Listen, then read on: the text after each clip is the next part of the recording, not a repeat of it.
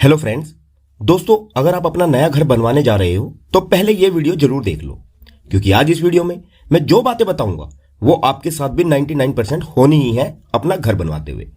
क्योंकि आज इस वीडियो में मैं आपको 12 ऐसी बातें बताऊंगा जो एक बेवकूफ ठेकेदार आपको जरूर सजेशन देने की कोशिश करता है, जिससे हमारा जो घर है उसकी मजबूती पूरी तरह से बिगड़ जाती है। क्योंकि होता क्या है कि आप जब भी किसी कॉन्ट्रैक्टर को विद मटेरियल हो या फिर लेबर रेट पे भी काम देते हो तो ये अपना मटेरियल और लेबर बचाने के लिए आपको तरह तरह से बेवकूफ बनाने की कोशिश करते हैं और बेतुके सुझाव देते हैं, जिससे आपका घर कमजोर हो जाता है। तो वे क्या सुझाव देते हैं और उनसे आपको क्या क्या प्रॉब्लम हो सकती है, इन सब के बारे में आज डिटेल में बात करेंगे, जिससे आपको अपना घर बनाने में बहुत मदद मिलेगी। तो बहुत इंपॉर्टेंट वीडियो है, वीडियो में अंत तक बने रहिएगा। ओके फ्रेंड्स, तो चलिए वीडियो को शुरू करते हैं बिना किसी देरी के। तो नंबर 1 है स्टील डिटेलिंग। देखिए दोस्तों, सबसे पहली बात है स्टील डिटेलिंग को लेकर। देखिए, हमारे घर के कॉलम, बीम और स्लैब में कितना सरिया देना है और कितने एमएम का देना है, यह टोटली डिपेंड करता है आपके घर के टोटल लोड पर या फ्यूचर में आप इसे कितने फ्लोर तक बनाने वाले हैं। फ्यूचर प्रोविजन पर घर का प्रेजेंट और फ्यूचर का लोड देखकर और अर्थक्वेक मैग्नीट्यूड को ध्यान में रखकर ही एक स्ट्रक्चरल कंसल्टेंट आपके घर के सभी कॉलम, बीम और स्लैब की स्टील डिटेलिंग करता है। लेकिन कॉन्ट्रैक्टर आपको बोलेगा कि आपके आर्किटेक्ट ने सरिया ज्यादा दिया है, आपको तो 2 मंजिल 3 मंजिल घर बनाना है, इतने सरिये की क्या जरूरत है। वो ये कहेगा कि हमने तो आज तक इतना सरिया कहीं यूज ही नहीं किया, बहुत घर बनाए हैं। ये बात सही भी है, उसने नहीं बनाया होगा क्योंकि उसने इंजीनियर के साथ कभी काम किया ही नहीं होगा।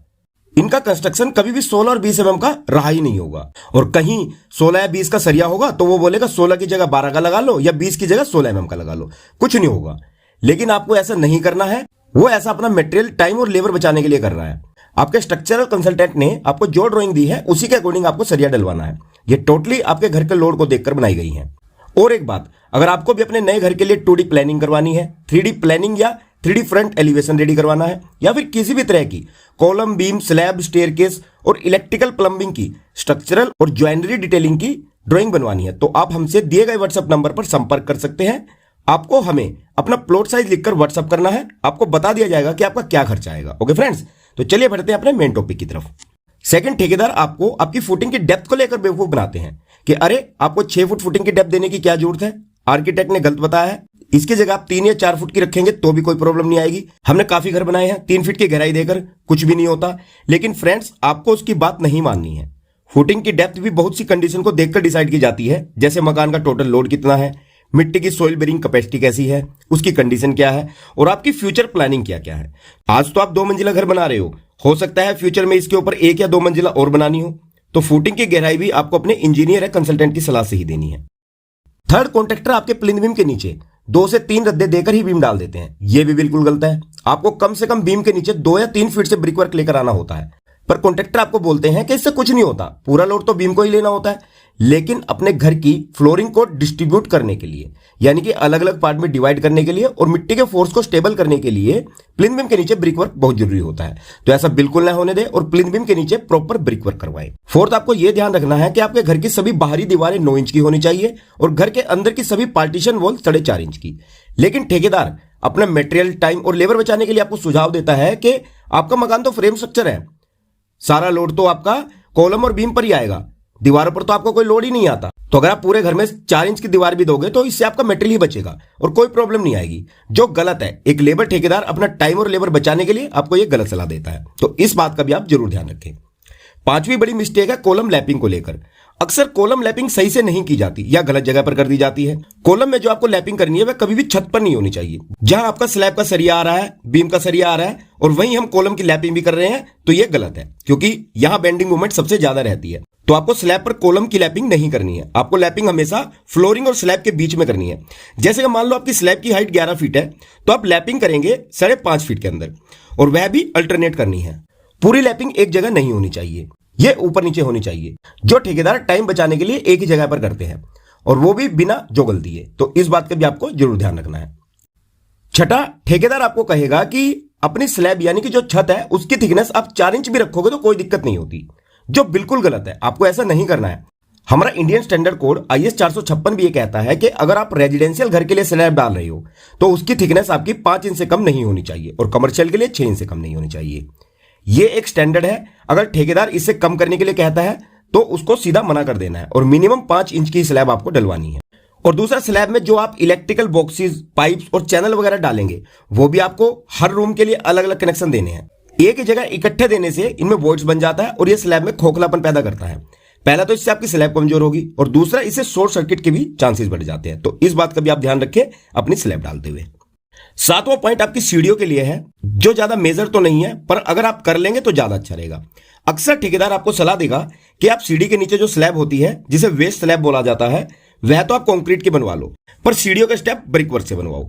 लेकिन आप दोनों चीजें कंक्रीट और स्टील की ही बनवाएं, क्योंकि जितनी मजबूती आपकी कंक्रीट और सरिया देगा उतनी ईंटें नहीं दे सकती। और दूसरी बात, सीढ़ियों की वेस्ट स्लैब डालते हुए वह कहेगा कि आप सिंगल जाल दे दो, जो बिल्कुल गलत है। सीढ़ियों पर काफी लोड और वाइब्रेशन रहता है, तो सीढ़ी में हमेशा दोनों तरफ L/4 तक आपको डबल सरिया देना है। आप ठेकेदार को डबल जाल के लिए ही बोले, बेवकूफ ना बने। आठवां पॉइंट तो बहुत ही ज्यादा इंपॉर्टेंट है घर की मजबूती के लिए। अक्सर आपने घरों में सरिये को ऐसे बाहर निकलकर जंग खाया हुआ देखा होगा। इसका क्या कारण है? इसका रीजन है कवर ब्लॉक का सही तरीके से यूज नहीं किया जाना। अगर आप कॉलम बीम स्लैब में प्रॉपर कवर नहीं देंगे तो इससे आपका घर कमजोर होना ही है, क्योंकि ऐसे में बाहर निकला सरिया जंग पकड़कर खराब हो जाता है और घर की मजबूती को कम करता है। सभी कॉलम बीम और स्लैब में प्रॉपर स्टैंडर्ड साइज के कवर ब्लॉक लगाएं, ताकि सभी जगह कवर थिकनेस यूनिफॉर्म रह सके। पर कॉन्ट्रैक्टर आपको कहता है कि कवर ब्लॉक से कुछ नहीं होगा, या फिर वो फुटिंग बीम और स्लैब में साइड से ही ईंट के टुकड़े लगा देता है, जो ईंट के घुलने से सरिये को प्रॉपर कंक्रीट कवर नहीं मिल पाता और ऐसी सिचुएशन बन जाती है। तो कवर ब्लॉक का प्रॉपर ध्यान रखें और मार्केट से कवर ब्लॉक परचेज करके जरूर लगवाएं, जो आपको बहुत ज्यादा महंगे नहीं पड़ते। नेक्स्ट जो कॉन्ट्रैक्टर आपको बेवकूफ बनाते हैं वो है घर में एक्स्ट्रा वेंटिलेशन प्रोवाइड करके, मींस घर में एक्स्ट्रा खिड़की और वेंटिलेटर लगाकर। आपको भी लगता है कि यार ये तो सही सलाह दे रहा है, घर में वेंटिलेशन भी प्रॉपर रहेगा, पर मैं आपको बता दूं कि ऐसा कॉन्ट्रैक्टर क्यों करते हैं। पहला, अगर आपने विद मेटल काम दिया होगा तो वह अपनी ईंट बचाने के लिए ऐसा करते हैं और आपसे खिड़की का और एक्स्ट्रा खर्चा करवा देते हैं। और दूसरा, अगर आपने लेबर कॉन्ट्रैक्टर को काम दिया है तो वह अपने टाइम और लेबर बचाता है। तो इस बात का भी आप ध्यान रखें और वेंटिलेशन प्रॉपर रखें इंजीनियर या आर्किटेक्ट की सलाह से। नेक्स्ट, अगर कॉन्ट्रैक्टर जानता है कि आप अपनी छत पर फॉल सीलिंग करवाने वाले हैं तो वो छत को प्लास्टर नहीं करेगा और आपको सलाह देगा कि अगर आप फॉल सीलिंग करवा ही रहे हैं तो आपको छत में प्लास्टर करने की जरूरत नहीं है। लेकिन एक्स्ट्रा लेयर थिकनेस के लिए आपको स्लैब में मिनिमम 6 mm का प्लास्टर जरूर करवाना चाहिए। तो इस बात को आप अवॉइड करें और अपने छत में प्लास्टर जरूर करवाएं। नेक्स्ट, कॉन्ट्रैक्टर आपको बोलते हैं कि आपको लटक बीम देने की क्या जरूरत है, पूरे घर में हिडन बीम दे देते हैं। कॉन्ट्रैक्टर अक्सर लटक बीम को अवॉइड करते हैं क्योंकि इसमें उनकी लेबर और शटरिंग ज्यादा लगती है, इसीलिए पूरा घर हिडन बीम में ना बनवाएं, लटक बीम जरूर दें। ज्यादा बड़े स्पैन में लटक बीम देना बहुत जरूरी होता है। और लास्ट और सबसे बड़ा स्कैम जो सभी कॉन्ट्रैक्टर करने की कोशिश करते हैं वो क्या है? वो आपको एक्स्ट्रा बालकनी और छज्जा बढ़ाने की सलाह देते हैं, क्योंकि देखिए उन्हें पता है कि उनका रेट 1500 या 1600 रुपए स्क्वायर फीट जो भी आपने तय कर रखा है उतना है, उसके हिसाब से उनका अमाउंट बढ़ जाएगा। तो इसलिए वो ऐसा करने की सलाह देते हैं। तो आप उनकी बातों में ना आए और जरूरत ना हो तो आप 3 फीट से ज्यादा गैलरी या छज्जा ना देवें। तो ये कुछ सुझाव हैं जो अक्सर कुछ ज्यादा ही समझदार कॉन्ट्रैक्टर आपको देकर बेवकूफ बनाने की कोशिश करते हैं। तो ऐसे ठेकेदारों और सुझाव से बचकर आप अपने घर का निर्माण करवाएं। सभी कॉन्ट्रैक्टरों की बात मैं नहीं कर रहा हूं, कुछ अच्छे भी होते हैं जो आपका काम अच्छे से करते हैं, पर कुछ ठेकेदार ज्यादा ही समझदार होते हैं। यहां पर उन्हीं की बात हो रही है। तो आई होप कि अब आप इसे अच्छे से समझ गए होंगे और अपना घर बनवाते हुए इन सभी बातों का आप ध्यान रखेंगे। तो आज की वीडियो में इतना ही। उम्मीद करूंगा कि जानकारी आप लोगों के लिए यूजफुल रहेगी और आप लोगों के कुछ काम आएगी। तो अगर जानकारी अच्छी लगी हो तो वीडियो को लाइक और शेयर जरूर करना।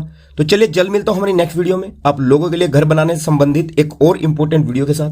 तब तक के लिए विदा लेना चाहूंगा और वीडियो में यहां तक बने रहने के लिए आप सभी का तहे दिल से धन्यवाद guys. Thanks for watching and have a nice day.